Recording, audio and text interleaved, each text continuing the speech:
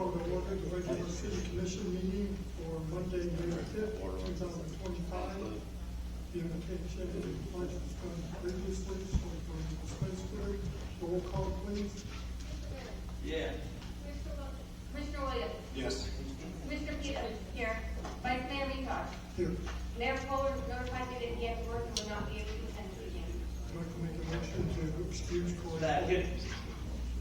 We have a motion and second. All in favor? Aye. All opposed? Anyone in the audience has anything that's not on the agenda they'd like to speak about tonight?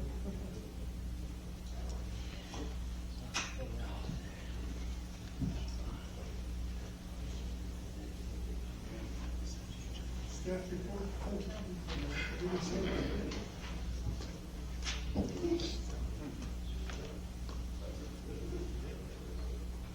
Please state your name. Pamela Chain, 790 North 8th Street. I have two letters that I want to read about the staff here in Eagle Lake. The first one is a letter of appreciation on behalf of the Eagle Lake Public Works employees. I have noticed if a water main breaks, potholes in the street, keeping up the parks and restrooms, or cleaning the boat ramp and maintaining it, people in this community want to jump on to the Eagle Lake homepage or the City of Eagle Lake Facebook, complaining and disrespecting comments of a public works employees that they are not doing their job. Well, what these individuals do not know is that these men work extremely hard. For example, New Year's Eve, December 31st, they were out there on 17 fixing the water main break while everyone else is at home with their families. On January 23rd, Brian, Daniel, Justin, and Austin, sorry about anyone that I left out, were in 39-degree weather in a pouring rain, fixing the pipe that burst for over an hour and a half at the corner of 8th Street and North 7th Street, freezing and covered in mud. On Good Friday, April 18, 2025, at 7:30 a.m. in the morning, while all the other employees were home, Austin was called out to the park behind City Hall, waiting for a deputy to show the camera footage of 3 girls that had clogged the toilet, flooded the women's room, toilet paper stuck to the walls and the ceilings, the soap dispenser ripped off the walls and broken. Not to mention that he had to clean the mess up. But thanks to Austin, Sergeant Turner, and Deputy Lynch, that all 3 girls were caught, arrested, saving the taxpayers for the expense of fixing it, and now the parents will have to pay for it. Not to mention last week at Pinewood Elementary School, the call came out at 4 o'clock, and these men worked until 9 o'clock that night, making sure that the problem was fixed, so school wasn't canceled for the next day.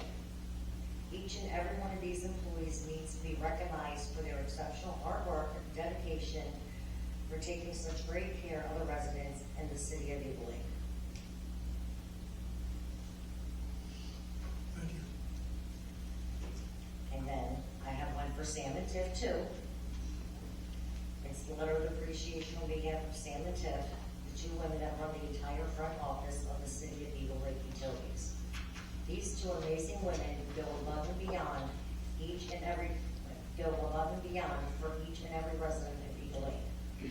I live across the street from City Hall, and I guarantee that no one knows the real hours and the days that Sam and Tiff really put in.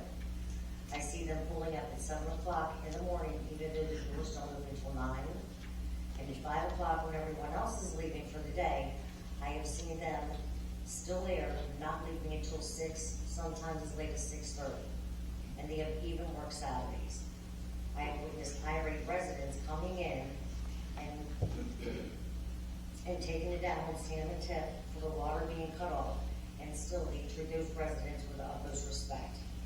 They also make sure that the Eagle Lake website is up to date and informed in the community, and for upcoming events, meetings, and water main breaks, and replying to the residents' questions, comments, and concerns, even after hours. So once again, Sam and Tiff, everyone needs to know of our hard work and dedication doesn't go unnoticed. I greatly appreciate everything that they do for our community and the City of Eagle Lake.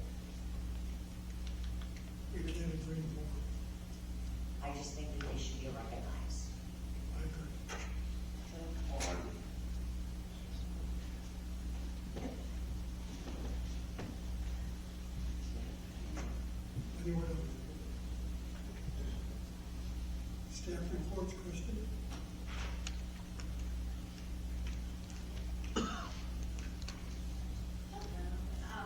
In April, we checked out 1,822 items. We had 201 people attend our programs. We had 1,065 walk through our doors, and we had 214 people use the computers. Our summer program this year, it starts on June 2nd and ends August 1st. The theme is Colored Your World with Books, and we have art projects, science experiments, story times, scavenger hunts, and paper crafts, and a reading challenge all planned. The flyer should be out next week or the following week. Thanks. Thank you. Brian? Good evening. Last month, we brought 28 cases before you. 23 of those cases are closed due to compliance with the property owners. 5 remain open, working through the permitting process and request for more time for compliance.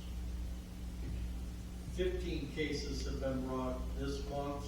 1 for building permit required for a screening room, 1 for building permit required for windows and doors, 3 building permits required for fence, 2 for junk and trash, 2 for construction debris at curbside, 2 rooster complaints, 1 derelict vehicle, 1 improper use of city facilities, a zoning violation in the residential district, and 1 parking storage of RV and trailers in the residential district. We performed 28 lien searches, 11 fence permit plan reviews, 10 fence inspections. We have 17 new home permits, 3 renovation permits, 1 re-roof permit, and 20 miscellaneous trade permits. And we're still working towards rolling out the certificate of use program this summer for October. Is that certificate of use going to be an annual? I mean, it's going to be annual, but is it going to be like January to January? Or is No, it it'll be October to September 30th. Okay. October 1. So no matter when they come in, because once a year they got. It could be prorated if they come in, if it's a new business that comes in like March, we're not gonna bill them from October to March when they weren't here, so we'll prorate to the next fiscal year.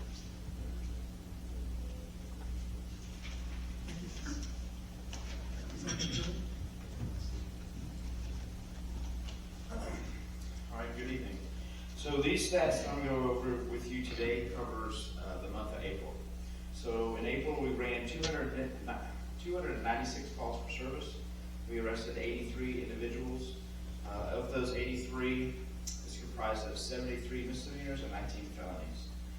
43 subjects were arrested for various criminal traffic offenses. 3 subjects were arrested for violation of probation. 1 subject was arrested for DUI and tampering with evidence. 1 subject was arrested for possession of meth and drug paraphernalia. 3 subjects were arrested for domestic battery. 3 juveniles were arrested for trespassing and criminal mischief for damaging the city bathrooms. We had a call about a subject at midnight wandering around a fire station, pushing a shopping cart. We met with him and he was arrested for stealing a shopping cart, failing to report found property, and loitering and prowling. 1 subject was arrested for uttering a forged instrument, false information to a law enforcement officer, and resisting after attempting to file a false police report and providing an untruthful written statement regarding a battery investigation. 1 subject was criminally charged for theft of utilities. 1 subject was arrested for grand theft of a motor vehicle, resisting without violence, no driver's license, operating a motorcycle without an endorsement, reckless driving, and dealing in stolen property. 1 subject was arrested for a hit and run with no driver's license. 1 subject was arrested for unlawful use of a dairy case and failure to report found property. 2 juveniles were arrested for residential burglary. This occurred over off of Spruce and Transport Road. The Eagle Lake units were listening to the call and responded quickly over there and were able to catch both juveniles inside the house. Once the district units arrived on scene, they turned over the arrestee to the district units and returned to the city. One subject was arrested for possession of cannabis, resin, and drug paraphernalia, which is a felony. One subject was arrested for possession of a vehicle with an altered VIN, attaching unassigned tag, no motorcycle endorsement, and he was a habitual traffic offender. His driving while suspended license as well. One subject was pulled over for speeding and was arrested for DUI and ended up blowing a .188. One subject was arrested for possession of meth, drug paraphernalia, possession of cannabis, and we arrested 17 individuals for outstanding warrants. We conducted 481 traffic stops, 33 field interview reports, just over 1,000 building checks and control notices, and we did 4 ICE holds that of the people that were arrested had entered illegally, so we placed ICE holds on all those.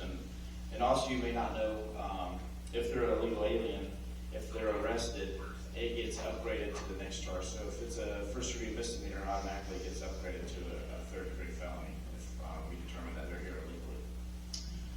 So is there any questions or anything I can answer for? We'd like to thank you for getting the dump trucks out here. Oh, I yeah. saw y'all down on Crystal Beach the other week and getting them out. Yeah, we've been here. That's another thing too. We've been hammering them. I mean, we realize we know that that's their job, but however, there's all the signs. We're going out. We're doing tons of traffic stops on them. That you'd be surprised. We're coming up. A bunch of them have suspended driver's license, disqualified, CDLs, uncovered load. I mean, I think everybody's over these dump trucks and all the debris and stuff that leaves. Also, I think it's off of First Street. There's a concrete milling thing that they just set up over there.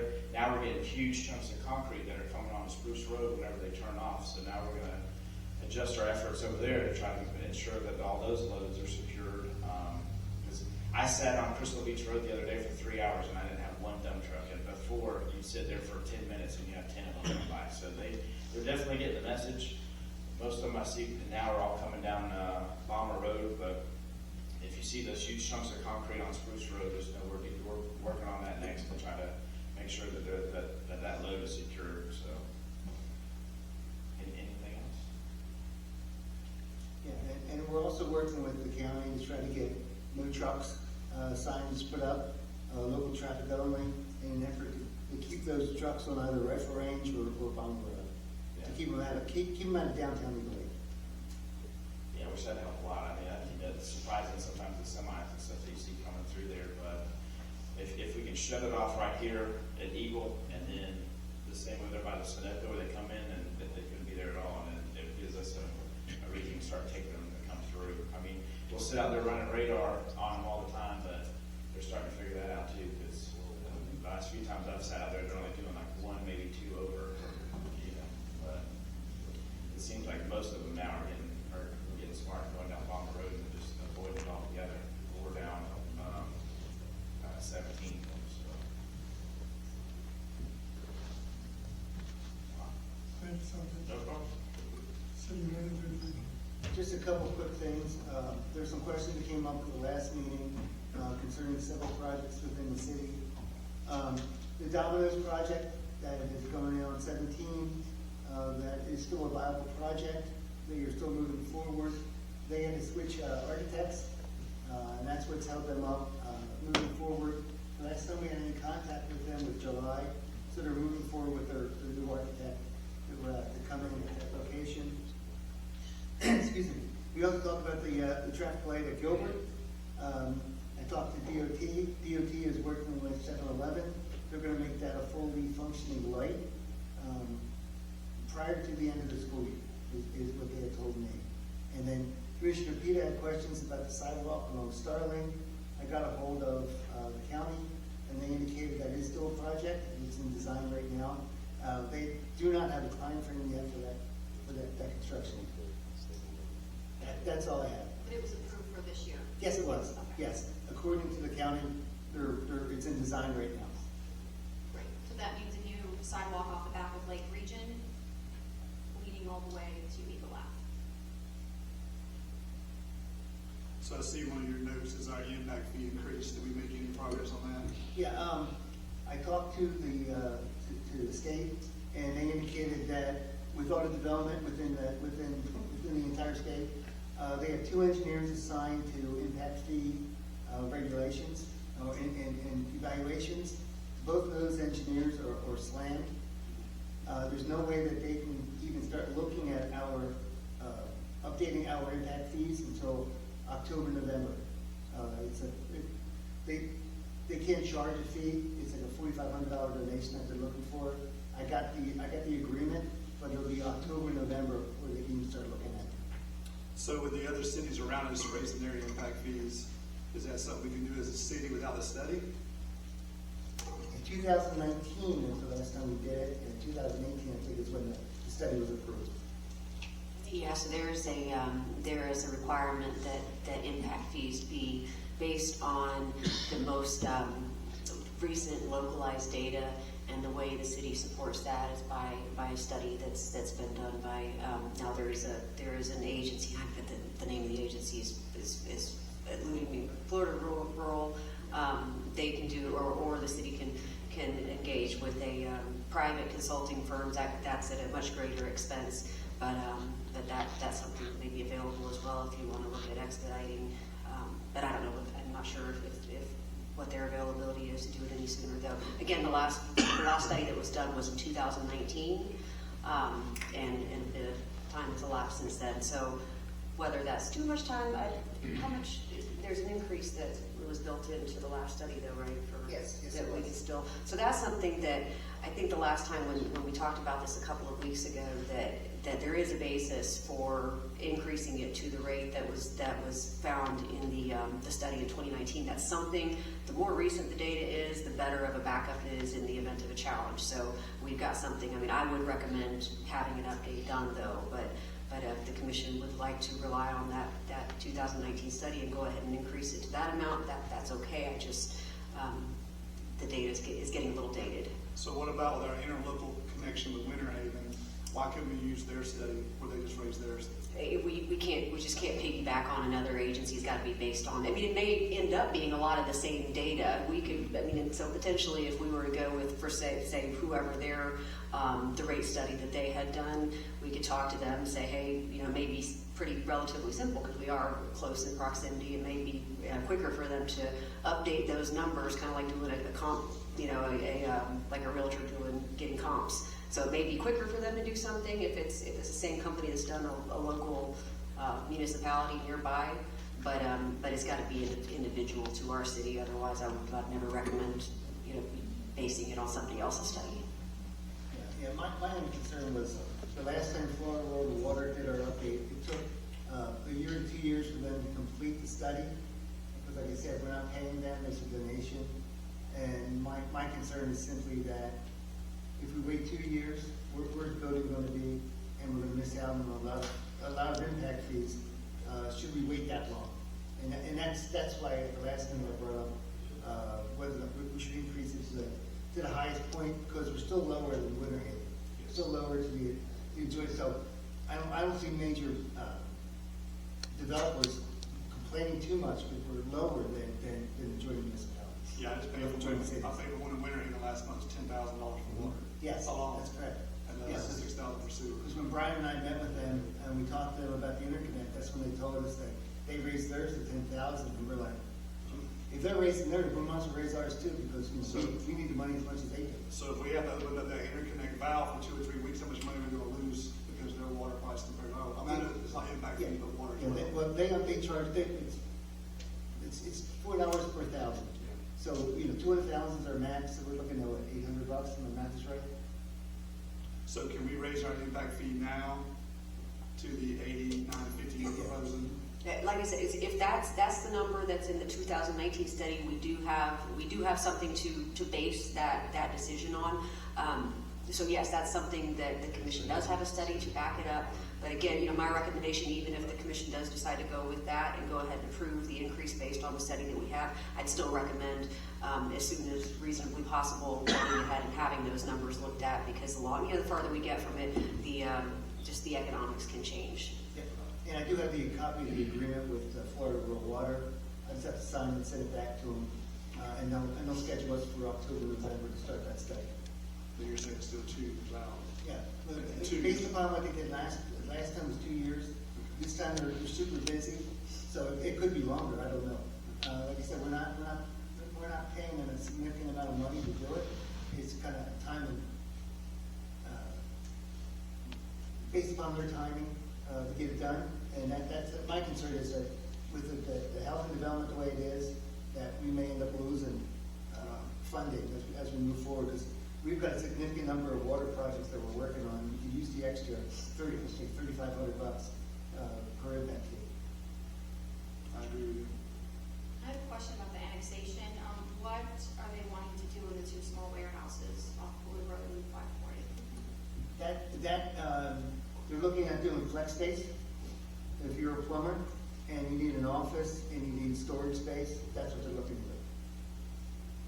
Okay, so not shopping, food, No. dentists? It's warehouses, and we actually met with them last Thursday and talked about it, see what they wanted to do. So and this was the initial conversation. They haven't submitted anything yet. They're currently looking at it. But that's what they want to do. If you're a plumber and you want to have an office and some storage space, that's what they're going to provide. I just wish more of the area was used for all the homes that have come in, of the actual food shopping, national chains, and that way people wouldn't have to go to other cities to do everything. I agree. And Earl Rice has sold his property in there along 17, so hopefully we'll find out something moving forward. Can you find out, did he sell that to, like, He's quiet. Yes, I can find out for you. I think? Yeah, I know who you sold it to, and we'll talk afterwards if you wish.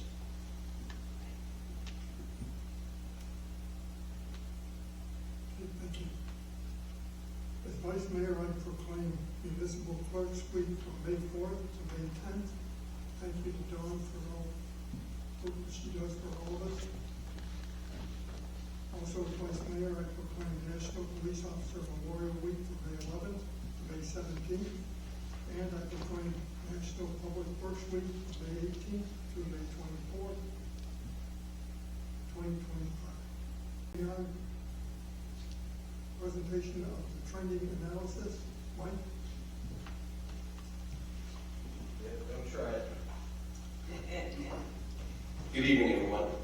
For the record, my name is Mike Bringilson, president of Bringilson CPAs, and I'm a certified public accountant that specializes in governmental accounting and auditing. And while I'm an auditor by trade, I'm not your auditor. I did for a while. I've been working with the city for 23 years, and so from 2002 to 2007, I was your auditor.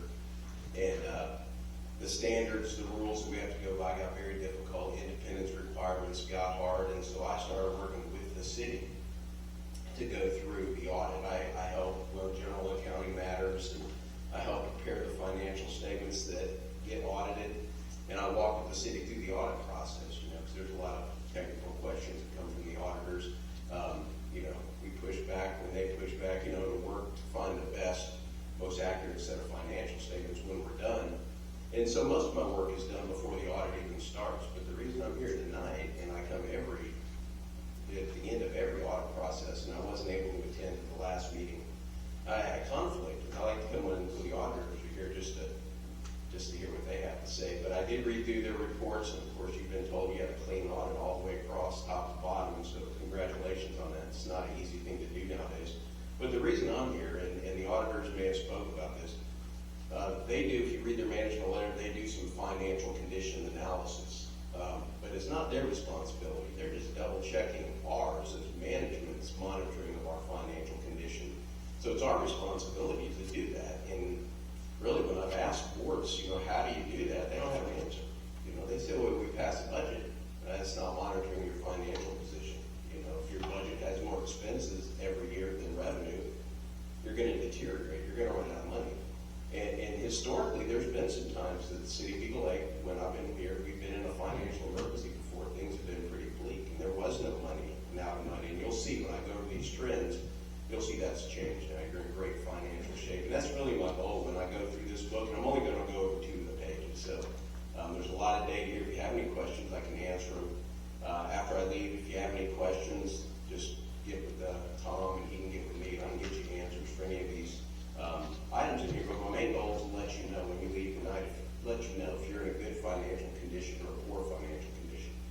Because it's difficult to tell when you open up those financial statements, right? They're 75 pages of dense financial information. I mean, as soon as you open it, you're just humbled by numbers, and it's hard to figure out what's important and what's not. I always thought they should, we should highlight the important ones yellow in the financials, just so everyone knows what to focus on. I'm going to focus on those today. So the first thing, here's the trending analysis. Here I go through, look at the city at 35 different financial indicators, 6-year trending, and I get peer data in here. So you have statewide peers, and you have a set of local peers. So there's a lot of information in this document, and really one of the limitations on those audited financials, even though they're the gold standard in financial reporting, you spend a lot of time, money, and energy to have an audit of those. They're only for 1 year, and that's limited in its usefulness. So what I do is I take each one of those and put it into this document. So you have 6 years of audited data, which you don't see anywhere else. So just real quick, I'll just tell you how they work. If you look at page 1, it's going to be all the indicators that we look at. Page 2 are going to be those data values from the audited financial statements. So you can go back to each one of the audits and find these numbers in those. And on page 3 is going to be the actual calculation of the indicators. No one's ever asked me any question about that page because you can barely read it for one. And it's more fun to look at the charts because I put them all in a picture format because I'm a picture guy.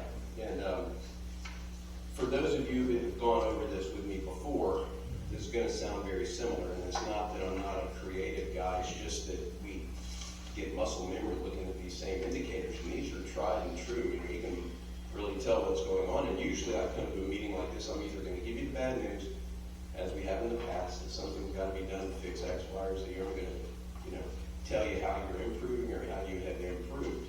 And it's easy to do that with these graphs. So the first thing we're going to look at, we're going to look at 2 numbers: financial condition of your general fund and your enterprise fund. Because the accounting rules require that we slice the city into 2 pieces.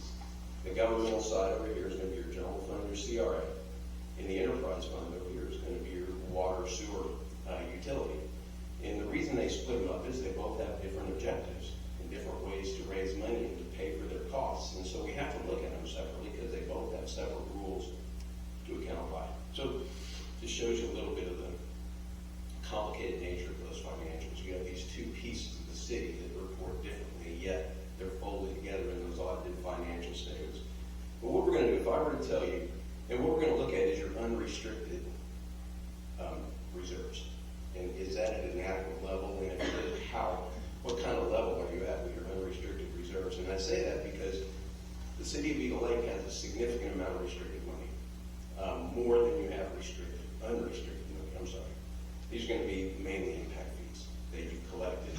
Now we set those aside because they're for very specific uses. If you're looking at your financial health, you don't want to include, $16 million in impact fees when we're talking about how long it could be run. If you didn't have any more money, you can't use that for operations. So just keep that in mind.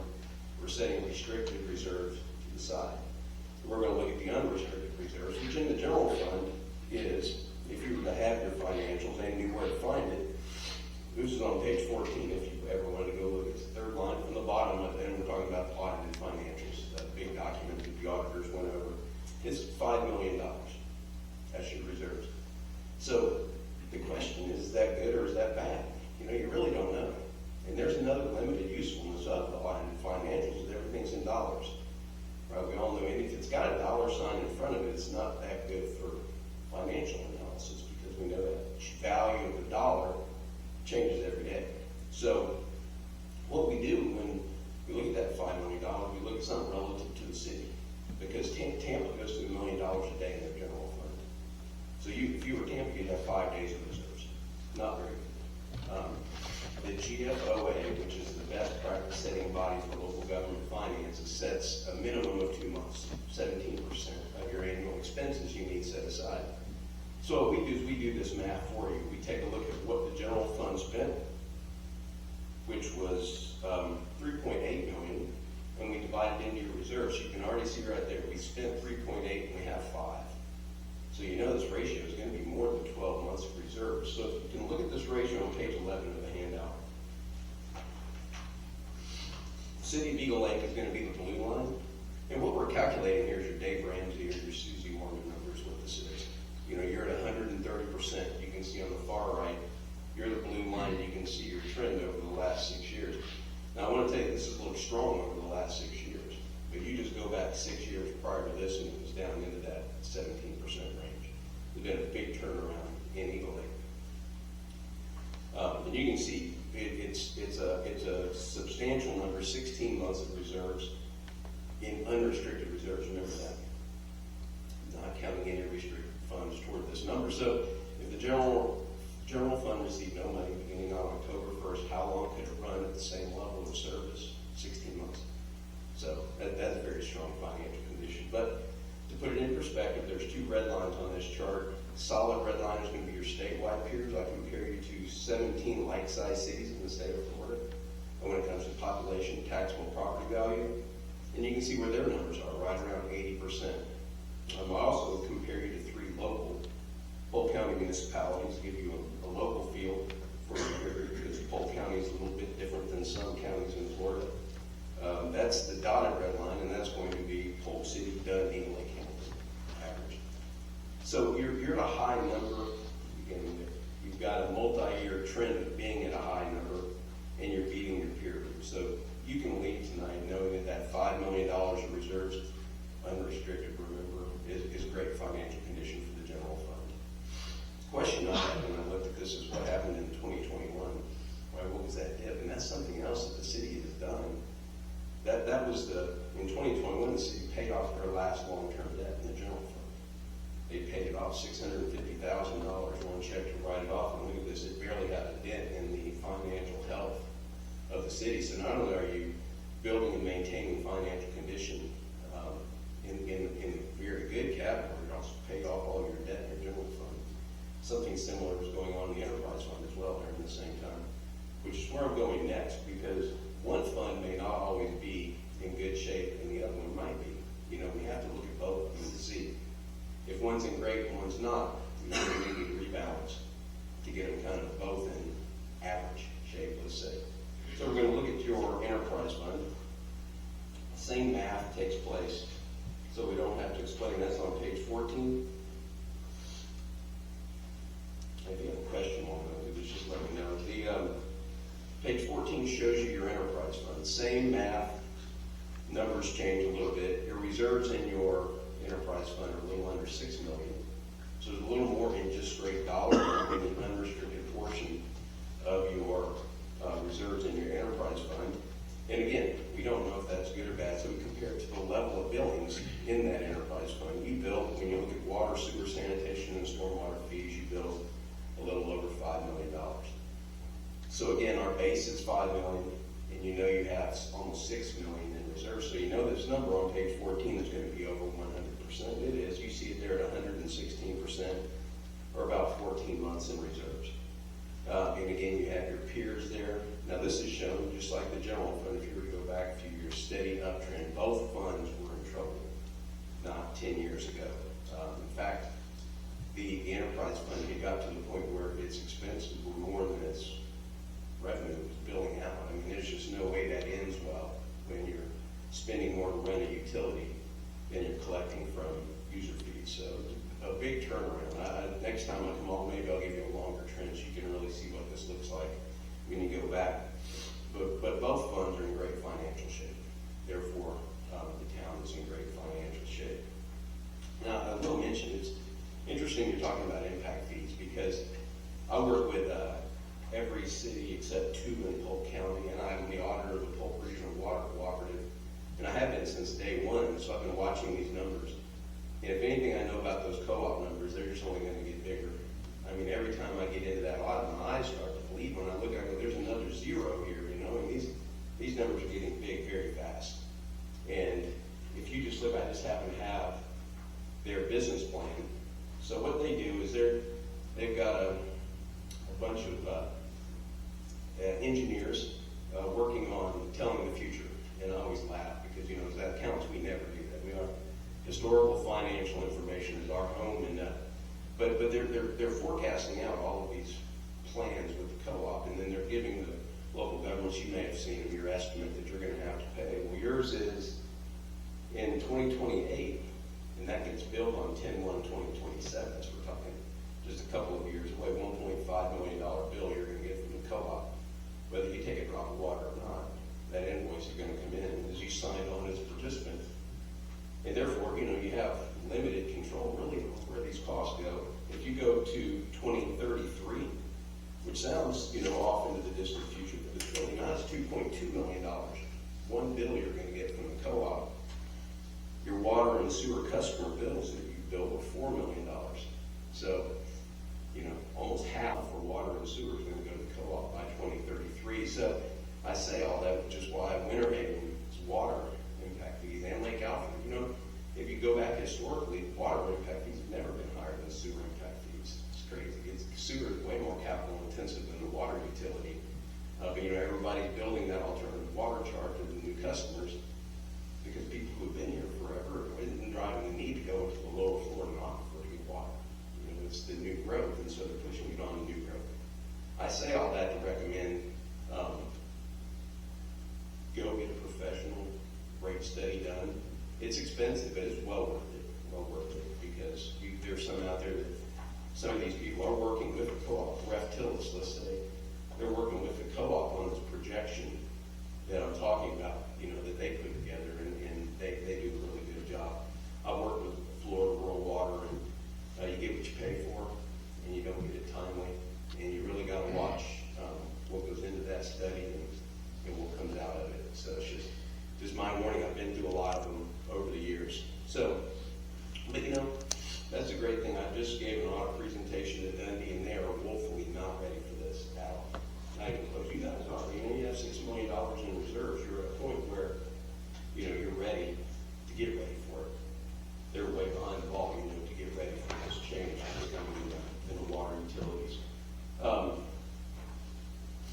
That being said, let's look at one last chart. I like to talk about reserves and ratios. Let's just look at page 22. It's going to be your unrestricted cash. This is just straight in dollars. If you were to open up those audited financial statements and you were at the very first page, the very top line is going to be unrestricted cash. And this is the number, $10 million, $10.8 million. You can see it's up from 2.8 just 6 years ago on the chart. I think I look back here, utility has gone up 200% since the beginning of this. This shows 6 years, so in 2019, you billed, I think it was 1.7 million in your utility, and it's up, it's about tripled since then. So it's growing fast over these years presented here. And the good thing about these indicators is they're going to scale with the growth. You see there's usually no dollar signs in here. They're all going to be ratios. So as your revenue goes up, your reserves have to go up with it because that's an indicator of the level of service that the utility is providing. So it's going to kind of keep scale. You're not going to get inflation is not going to make it look better than it actually is. We're going to keep that kind of out by doing this ratio analysis. So with that said, I'll stop and take any questions you may have. I have a question. Yeah. So sorry, you said you're a professional accountant and you were the accountant for the city for many years, is that correct? That's right. So in your professional opinion, based on all the numbers that are in here, do you think that it'd be financially smart for the city to do a $25 million city hall right now? Well, that's a good question. I know I'm working with, they're doing that right now in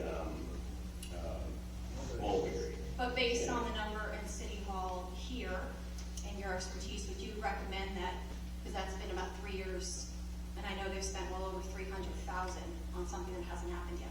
So would you recommend in your financial opinion that that would be a smart move to spend $25 million that we don't have on a City Hall? Well, I'll tell you, in Mulberry, this the numbers I have from the bank. It's a debt service of there's about $1.2 million, $1.1 million a year is what the debt service they have for the term they have. But for this city, what would you recommend, since you were the accountant here, would you recommend that that's a smart financial move? Well, I really would have to look at particular, but I do know that the improvements are needed. I do know that. I thought that years ago. It's just yes or no. Do you think that would be a smart decision to do right now? Or do you think that wouldn't? It's funny, like when I give an audit presentation, people often want grades, and I can't give a grade, so yes or no is difficult. So you can't give an opinion even though this is your professional? I do know that when I saw the 25 million price tag in Mulberg, I was kind of shocked by it. So would that shock you if we did that here with the way the city is now? Would that be not a good financial move to move forward with at this time? Well, you know, when I first talked to management about it, and I know it's not a yes or no answer or question, or it is a yes or no question. It's not a yes or no Oh, no, answer. it's a very clear answer. When I first looked at it, it was going to be a combination. It was going to be it was going to be a full multifunctional city hall, right? It wasn't just going to be for one part of the city. You know, it was going to have everything. Oh, I know, he was gonna put a jail for Polk County Sheriff's, but he's trying to get rid of them and bring in a city, so I know all about it. Okay. That's, I mean, I just thought that was, I do know that the facilities are really old. They are. And I've thought for some time we sat over there for weeks doing the audit, 20 years ago, and it was old then. Right. So I do know that there's the need for an upgrade, and I know the 25 But million. financially, with your professional opinion, would you think that would be a good move for the city with the residents that are here moving in? Do you think that would be good since you were part of this for a long time? Would you say that this is a good move? Only if there was a solid plan behind it to pay for it. So with the numbers that are in the books right now, 25 million going into debt with that would be a good accounting move? It would be different. You would think your debt service would be about 20% of your unrestricted reserves every year I'm just ballparking debt service. It's So fine, you don't want to answer, it's totally fine, but if No, I well, just. that's the thing with accounting, there really isn't a whole lot of yes or no, because the devil's in the detail. I'm just giving you my perspective on it, and I would Well, think. yeah, you said there was reserves of 40 million, and then you said, yeah, 25 million, go ahead, it would be debt-free. But since you're saying we have 5 million here and 6 million here, and then the city manager wants to put us 25 million plus, then to me, those numbers don't add up without having an accounting degree. No, and I know, it's such a big number that really, there's no really one bank that will finance that. There's just not, they usually don't. There'll be a consortium of banks will get together for the financing. And that would be when you could make those decisions, is what the debt service would be and how would you pay for it. You can't pay for it out of reserves. There's got to be a plan for it. Where's that money going to come from to pay for it? Because if you pay for it out of reserves, you have to be out of reserves in 5 years. So I'll help a little bit. You say our general fund runs on 3.8 million a year, and we have 5, so we're at a good percentage there. But if you add a $25 million building, it's about $175,000 a month. So we're adding almost $2 million to it. Now we're spending 5.8 with 5 coming in. That doesn't make sense. Right. What we have to deal with the underwriters is showing to them that we can make the payment. It's difficult when it's $1 million a year debt service payment. Yes, it really is. And that's really going to tell you if it's a good idea or not. The banks, balk at it is definitely not a good idea. The devil's in the details, really on it. And like I say, if you ever have anything solid, I can definitely help perform an analysis on it and give you, if we have some data. Like I say, again, it's like those actuaries telling the future. It's kind of hard for me to give an opinion on something that's out into the future.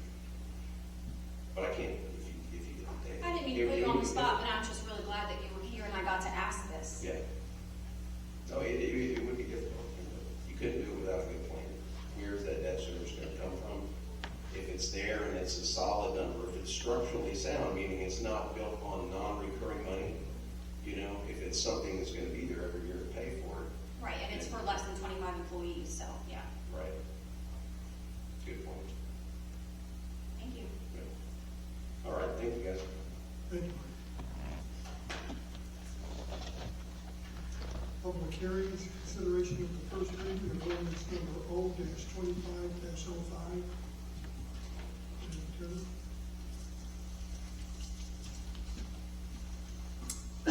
Yes, Vice Mayor, this is ordinance number O-25-05, an ordinance by the City Commission of the City of Eagle Lake, Florida, repealing Chapter 10 of the Code of Ordinances, amending Chapter 7.5 of the Code of Ordinances to amend the date of the flood insurance study for Polk County, to update definition of market value, to not permit installation of manufactured homes in flood hazard areas, to reformat a Florida Building Code amendment for enclosed areas under required elevation, providing for applicability, codification, and severability, and providing for an effective date.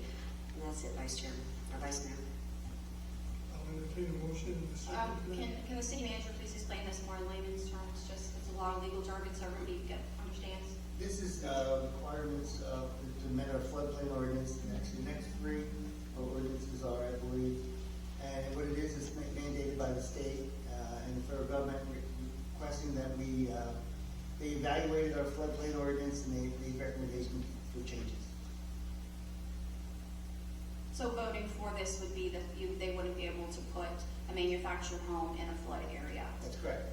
And in the city of Eagle Lake, we have a very limited amount of floodplain area, primarily around the Balto, I believe is pretty much what the only real floodplain that we have. Thank you. I'll entertain a motion in a second. Second. Is there a motion? A motion to approve ordinance 025-05. Second. Motion in a second. Any comments from the audience? Commission? It's getting hot up here. Roll call, please. Commissioner Williams? Yes. Commissioner Billings? Yes. Commissioner Peter? Yes. Vice Mayor Mizra? Yes. Continuing on, consideration of first reading of ordinance number O-25-06, Madam Attorney, please. Vice Mayor, ordinance number O-25-06 is an ordinance by the City Commission of the City of Eagle Lake, Florida, amending Chapter 5 of the Code of Ordinances to remove the flood-related amendments to the Florida Building Code and align with regulatory directives, providing for applicability, codification, and severability, and providing for an effective date. And that's it, Vice Mayor. Motion in a second. Hold on. City Manager, will you please explain this one as well? Sure.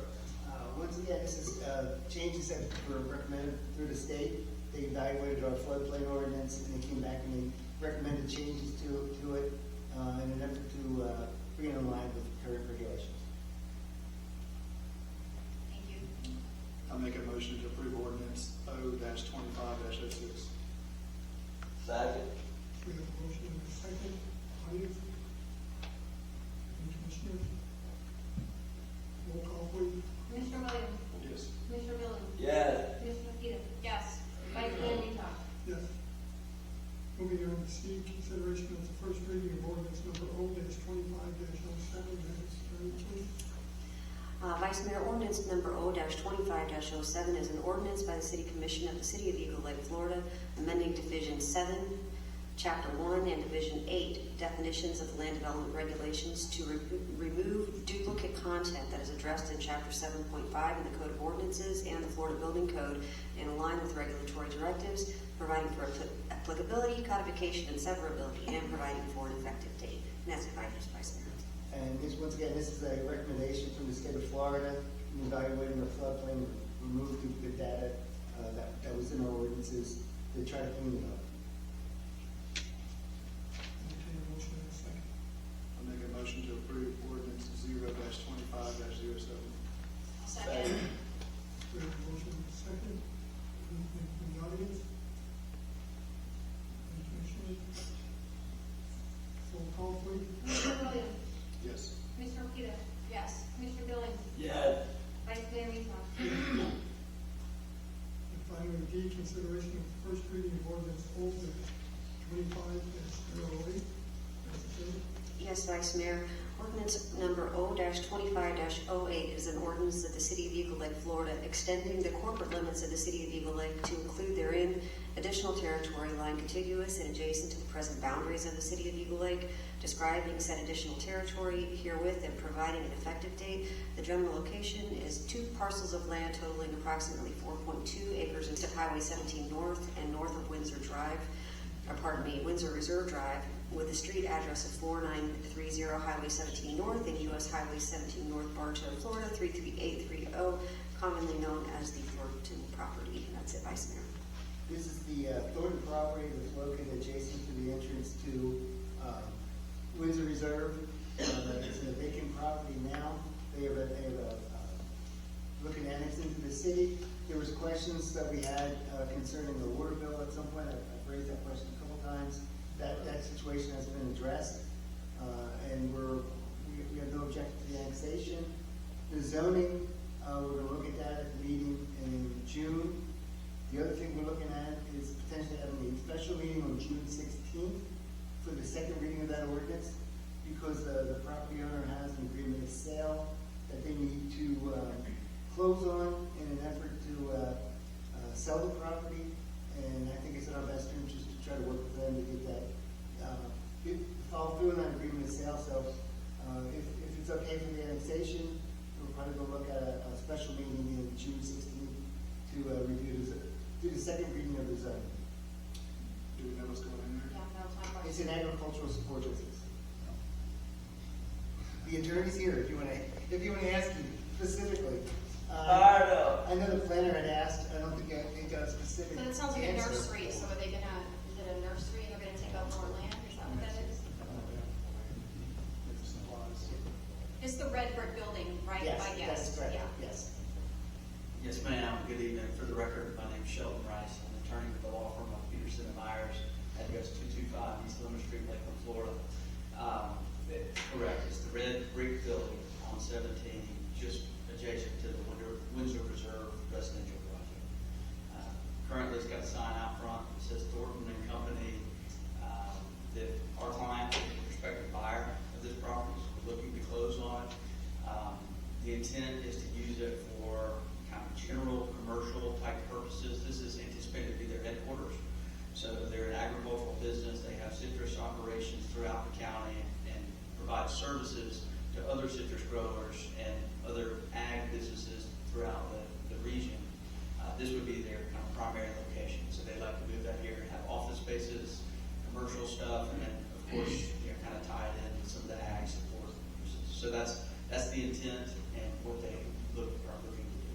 So is this gonna be like their corporate office, because their house is right up against that? So is there gonna be like heavy machinery out there where there's yards, or is it gonna just be where they're just doing paperwork inside? It's going to be probably a little bit of both. I mean, the intent's not to do industrial development there. That's not really the idea. The idea is really for it to be their primary office space to provide those ag support businesses and uses. So they may store things, they may store some of the stuff potentially inside the building. They're going to do things consistent with the land development code and the requirements. They just need some space to have that, but they'll likely refurbish the site, make it nicer, make it new and refreshed, and it'll be something nice that people see as they come into the city. So that's their intent, and that's what they like to do. So there won't be a nuisance to the neighbors who have yards right up against that property? It shouldn't be, is that what you're saying? That's a loaded question, right? And nuisance is subjective, so the lawyer will be coming out and saying, no, I don't anticipate it. I think they used to have a lot of semi-trucks and things based on what's on that site. I drove out there today, and there's places where big commercial vehicles would come in. They may have some of that and some element of it, but this is an opportunity to kind of revitalize that just as you come into the city. So there's gonna be 2 readings on this, is this correct? That's correct. So the next time, can you come back with more specifics, just because this is a brand new community, and they're already sitting right on the major road, so that building has been vacant for quite a while. So those people and those residents only know it as quiet. So if you could bring more information for the second reading, so that we can make a better vote for all those residents and consider them. Understood. Yes, ma'am. We'll try to give you some more information. Most residents that we put projects next to like something when it's vacant to be filled. Vacancy has its own issues and concerns that it can bring up. So we appreciate those comments, and we'll come back with some more information. Thank you. Thank you. I'll make a motion to approve O-25-08. Second. Motion made second. Anyone else in the audience? On the commission? Roll call, please. Mr. Williams? Yes. Mr. Peters? Yes. Mr. Dillon? Yes. Vice Mayor Rico? There is no old business, no new business, consideration of resolution number R-25-14, Madam Attorney. Yes, Vice Mayor, resolution number R-25-14 is a resolution of the City Commission of the City of Eagle Lake, Florida, setting fees for certificate of use program, providing for a conflicts clause, and providing an effective date. And that is it, Vice Mayor.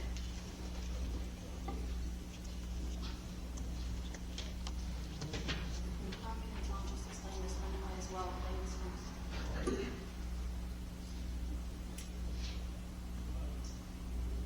This is the fees. We had talked several months about setting up the ordinance regarding the business tax receipts or a version of it, and this is just sets up the fees establishing the payment of them. Thank you. I just put it on the record for you two, for anybody who's not here who wants us in the future. Thank you. Any other questions? Any? Commission, I do that. all in favor? Aye. I need a motion in a second. Motion second. Second. Oh, I'll make a motion to approve R-25-14. A second. We have a motion and a second, all in favor? Aye. All opposed?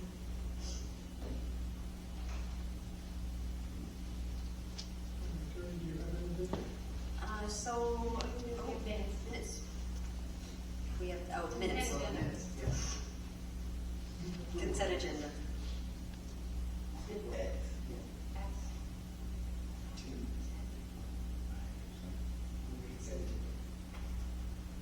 Approval of the city commission minutes.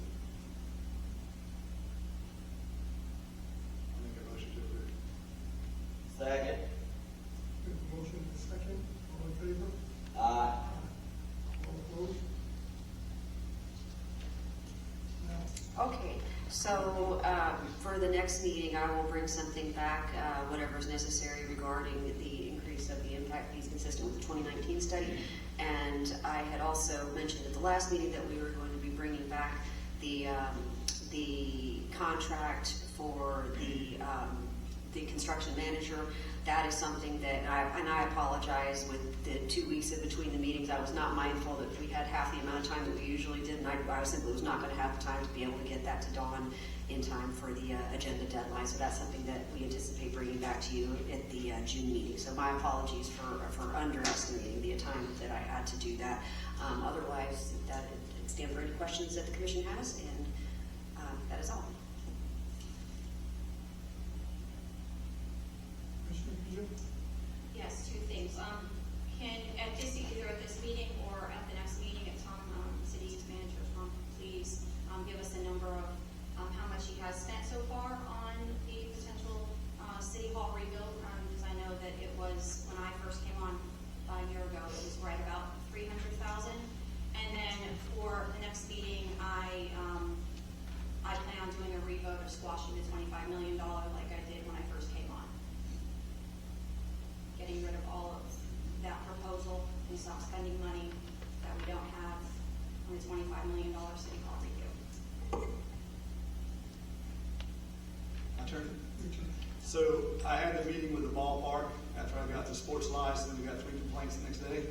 But it actually went very well. The few complaints we had was they were allowing private lessons out of our field and not allowing our locals to use it. It was really just a misunderstanding. There's a program in place there that they just weren't keeping up with. I had a 3-hour meeting with Nick, the president down there. It went very, very well. So Eagle Lake would be very proud. You know, Sertoma's got that $2 or $3 million park over there. They got 200 or 300 kids. Armadale's got 200 or 300 kids. We're over 700 kids going out of Eagle Lake right now. So they actually sent over the financials. I think all y'all got a copy of their financials, which supposedly never been seen in 2 or 3 years. We've got them now. They are very healthy. We don't have to worry about them running out of money. So during the discussion, per their lease, they have 2 things that pretty well says they cannot have a third party there. So that's something I'd like for the commission, if we can discuss that, or I can discuss that with Heather, and maybe try to take those out. So the third party is they're having travel ball tournaments on the weekends, which is not recreational ball. But I rode by last 2 weekends ago, they had a tournament there on Saturday. I rode through there, full park. You know, Concession Stand's making money, you got a lot of kids out there. When I left there, I rode by Blackburn's Barbecue, and he was slam packed full. So I called Brandon on Monday. I said, hey, how's the ballpark affecting you? So I love it. It's good for business. So we need more businesses. They need hotels. They said they had 36 teams in Eagle Lake, between Eagle Lake and Juanita that weekend playing ball here. And they were all from out of the city. So we need restaurants. We need a hotel there on the corner. Yeah. So we need to make a few changes so we allow them to have the travel ball tournaments because it's bringing money to the city. And then so they have a private guy that gives lessons in there, and that was one of the conflicts. But the conflict really was they have a schedule. We have to schedule 2 weeks out to use the batting cages. Now they took those batting cages themselves and made them what they are. They put their air in them. They put all the stuff in them. It was just a metal building. They've done a lot down there. They've got $25,000 they spent already where they're going to buy new netting for themselves down there. So we need to kind of make the change so that the guy with the private lessons can still operate out of there, and we can allow the travel alternatives to go on per our lease. So they were good for that. I asked them, you know, they're excited, the city's working with them, but I was gonna ask maybe if we could look at maybe putting $50,000 in the budget for 25, 26 to go toward the ball fields. They would kind of present some tools they need for capital improvements. We need fencing down there. And then the parking lot, we're using this church behind there. Nobody really knows who has the agreement. I think the city thinks we have an agreement, they think they have an agreement, and somebody, a handshake.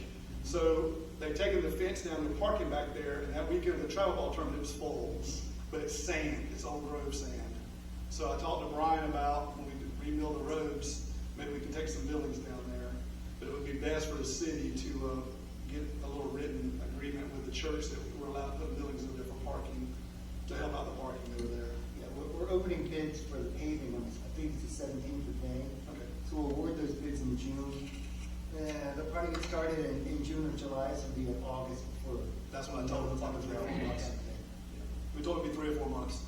So yeah, I told them, you know, per our lease, we'd like to see them during fall season. They're going to come down the first Monday of our meeting, the first Monday meeting we have, to kind of tell what's going on down there, what they're doing in the park. The concession stand's making good money. So they're doing very well down there. So we should be proud of them. Even though it started with a complaint, it turned out good. My last thing is going to be the impact fee increase on the water. I'd like to put that on the June agenda. Maybe we look at that. Then we go ahead and make it the 87 or 89.50, and then also order the study for a higher increase if needed. Because we both know, I mean, once Balmer Road runs out, we have no more development going on, so we're going to lose money. We're going to lose money if we don't get it. And that's all I've got. Can I jump in real quick, Vice Mayor, on that? Can you give me, by consensus is fine, just authority to work with Commissioner Williams on bringing back any lease? Is that what you were Yes, that's saying, what I'm right? asking for, yes. So we can, just a consensus that we, if possible, by the June meeting with regard to any lease amendments. And, I'm good. okay. And then the other thing, and I apologize, I did not bring this up just a moment ago, and I'm sorry that I'm a little out of order, but I just recall we were talking in the CRA, the CRA board was talking about increasing the facade grant. I was also going to ask if I can have a consensus of the commission to authorize me, to the extent necessary, if I need to bring anything back, ordinance or CRA plan amendment wise to this board, if I can just get a consensus on the record that this board has approved me to do that for city commission purposes, since we've got the dual. Okay, thank you. That was all. Sorry about that. I'm done. Commissioner Bowe? No, You're good? I'm good. And then I'll entertain the motion for adjournment. I make a motion to adjourn. Second. Second. All in favor?